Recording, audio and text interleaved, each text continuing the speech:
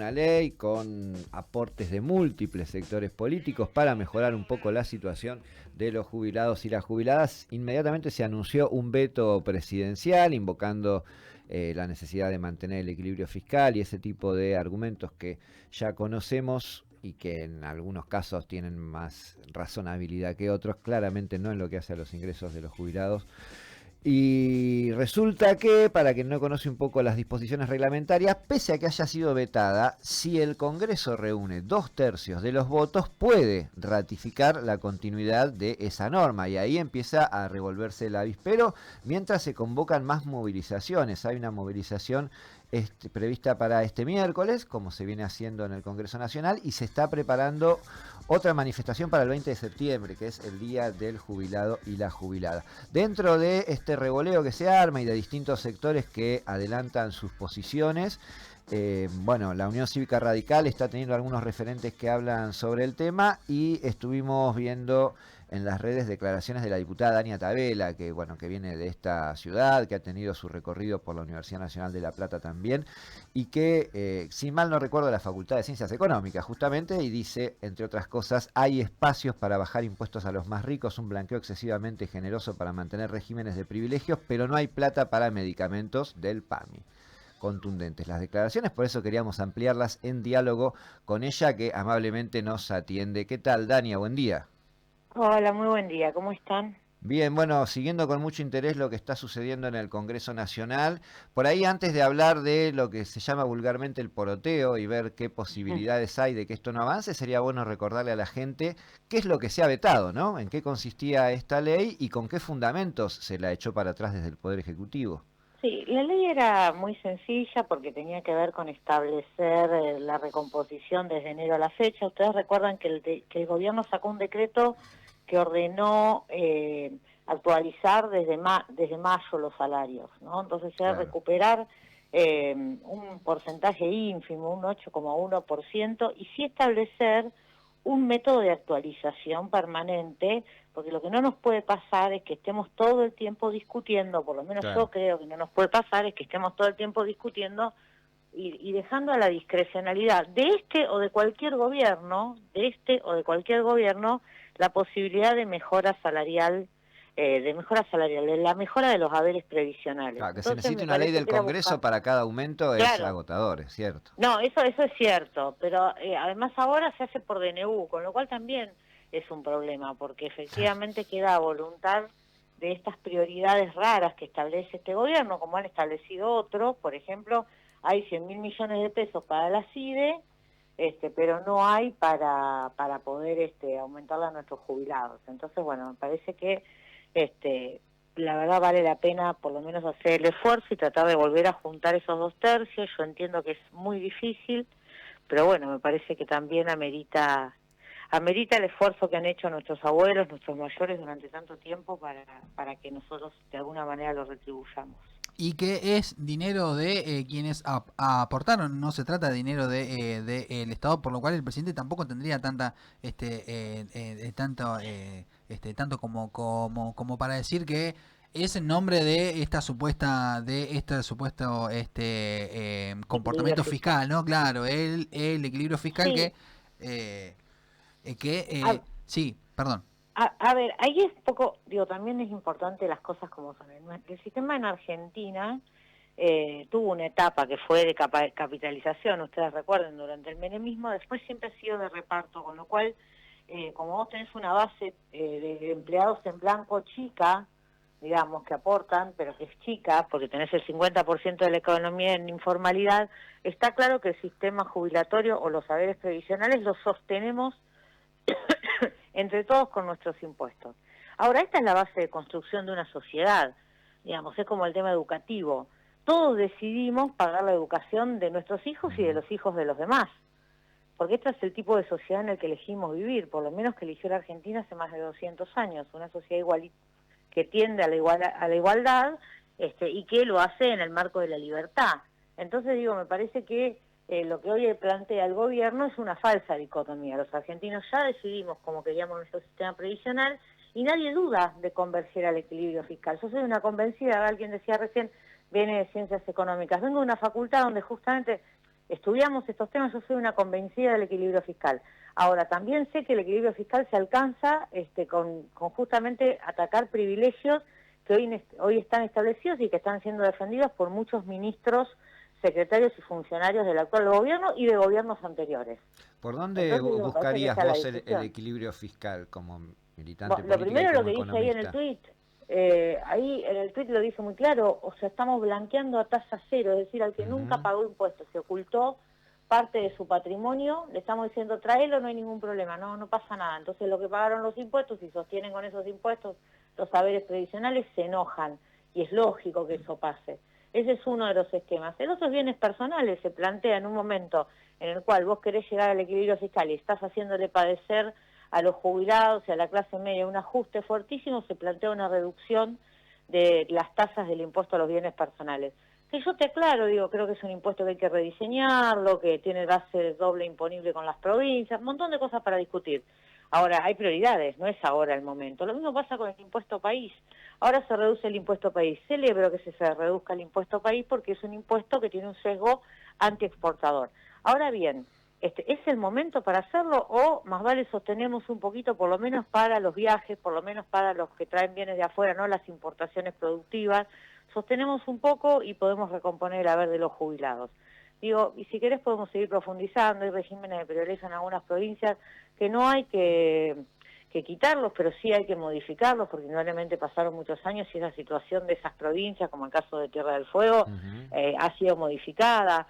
Bueno, me parece que hay un montón de cuestiones, pero la mirada que tiene hoy el gobierno sobre la Argentina es la de eso, es la mirada de maqueta.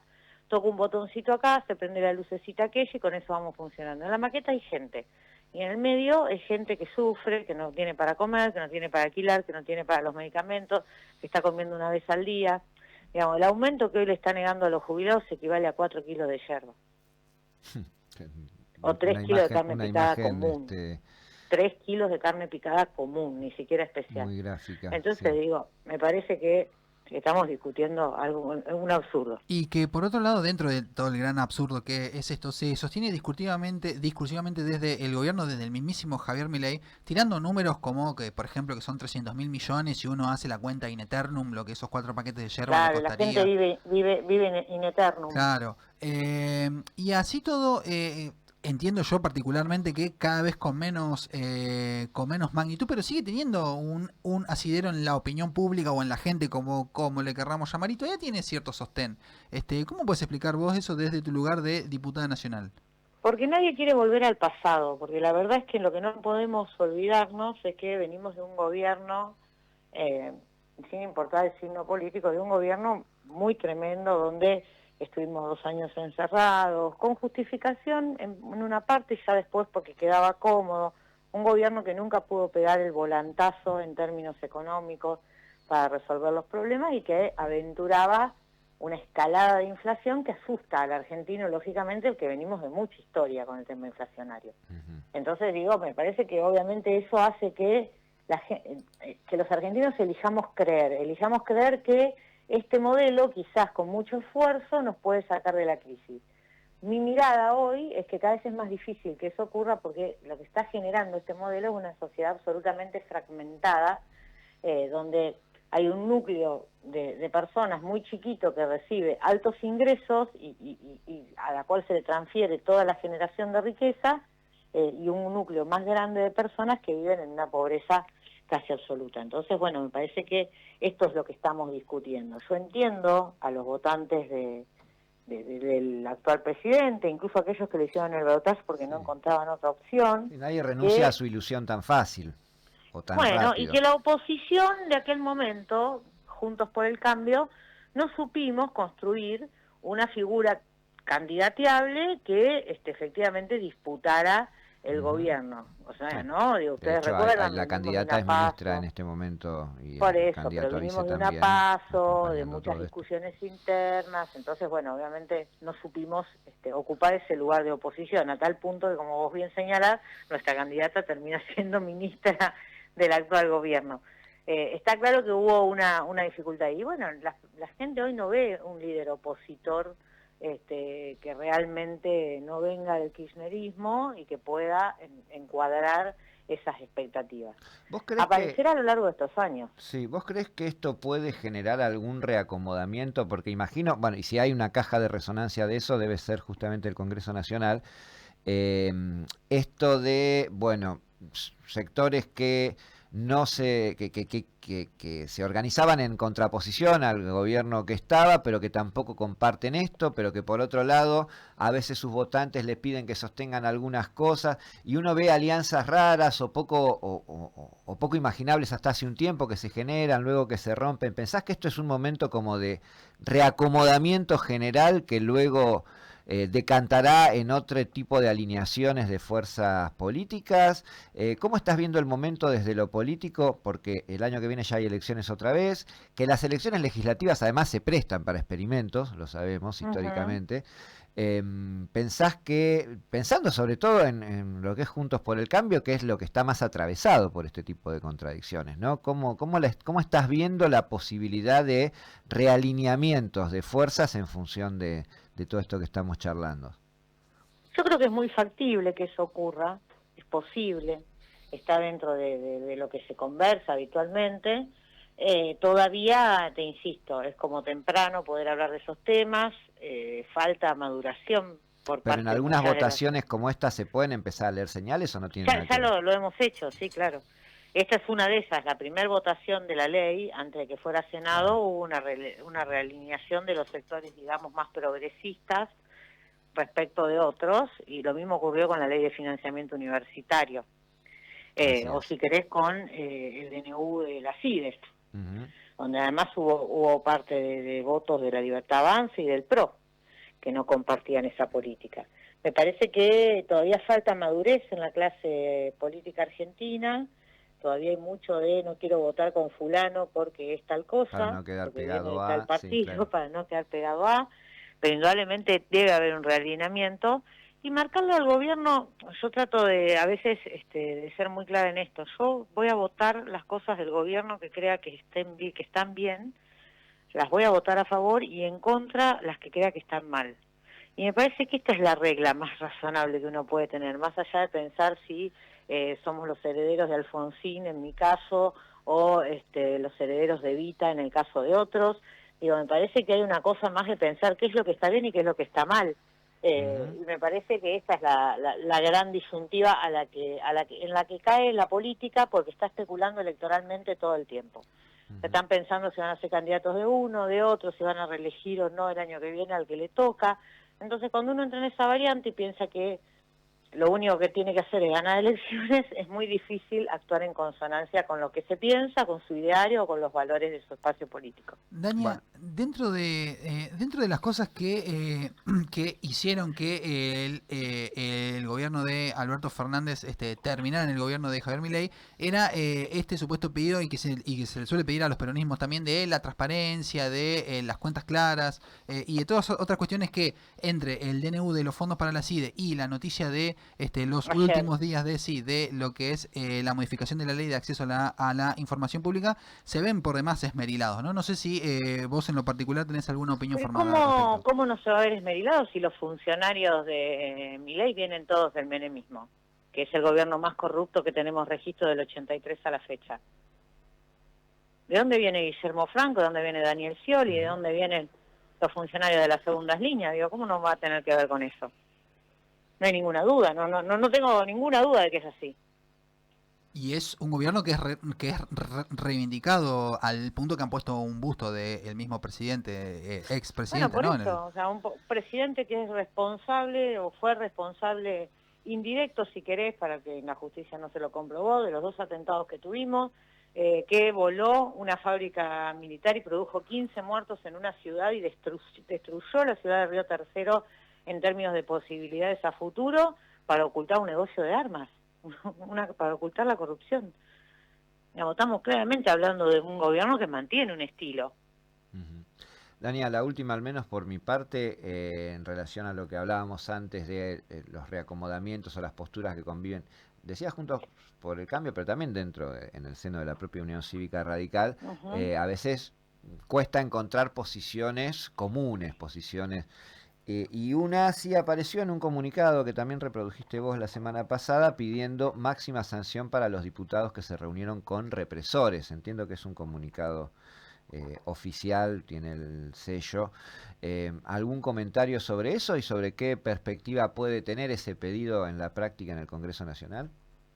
Sí, la sanción la va a decidir la Comisión de Asuntos Constitucionales, tal como se estableció la semana pasada en peticiones y poderes, pero más que una cuestión de sanción tiene que ver con una cuestión de posición ideológica, digamos. A mí me parece terrible, ¿no? Y yo querría que se investigue un poco más a fondo, digamos, todo lo que se filtró después, más allá de la visita, que me parece condenable desde el lugar de que vos sos justamente diputado electo de manera democrática de la nación, y me parece condenable que hagas ese tipo de presencia. Pero después se filtró, digo, un plan o un intento de plan, sí. Claro, para liberar genocidas, digo yo, me parece que son cosas muy caras para la Argentina, que costaron mucho tiempo, que costaron mucha sangre, que hay muchas pérdidas humanas en esto, mucha pérdida humana en esto, como para banalizarlo de tal forma, ¿no? Me parece. Y después sí, yendo a la primera para no escaparle a tu pregunta, obviamente que el radicalismo tiene diferencias, las hemos tenido siempre a lo largo de toda la historia del radicalismo. Pero si uno mira la historia del siglo pasado, el radicalismo hasta estuvo dividido en dos facciones, si querés, dos sectores muy claramente diferenciados, como el frondicismo y la Unión Cívica Radical del Pueblo de Balbín y de Ilia. Parece que, bueno, eso ha convivido siempre en el radicalismo, lo hemos hecho a través de nuestras elecciones internas, de nuestros debates internos hacia el partido, y obviamente en momentos de tanta polarización, es claro que hay quienes quieren seguir fortaleciendo la grieta, acercándose a Milei para intentar ser reelectos, lo digo sin pelos en la lengua, hay gente que está especulando con sus reordenamientos electorales, hay quienes lo hacen genuinamente desde la ideología, esto también lo quiero decir, porque reconozco que hay amigos radicales que genuinamente creen que este gobierno es mejor que otros y abrazan algunas de las ideas que este gobierno propone o manifiesta, y hay quienes, como en el juego de la oca, pasamos el turno, digamos. Nosotros no voy a ser nunca quien abrace las ideas de La Libertad Avanza. Vamos a plantar una oposición, que quizás sea una oposición, como me dijo el otro día un radical, simbólica, que volvamos al 3% de la elección del 2001. Bueno, prefiero quedarme en ese lugar y aferrada a mis convicciones, porque cuando pasa la tormenta es lo único que queda. Dania Tabela, diputada nacional, no me gustaría terminar la entrevista sin finalizar con el poroteo, ¿no? Porque lo esquivamos a lo primero y lo buscamos al final. ¿Estarían? Quizás se podría charlar. ¿Hay chances de charlar, por lo menos, como para no dar una sentencia tan firme? Sí, mira, yo creo que hay chances de charlarlo, hay posibilidades de que ese poroteo nos acerque bastante a los 2/3, obviamente, como se dice habitualmente, las negras también juegan. Y va a haber presiones por parte del gobierno nacional a los gobernadores para que sus diputados no formen parte de esos 2/3. Dania Tabela, diputada nacional de la Unión Cívica Radical, gracias por este rato y hasta cualquier momento. Muchísimas gracias, hasta cualquier momento. Y pasamos, interesante la charla, ¿eh? Sí.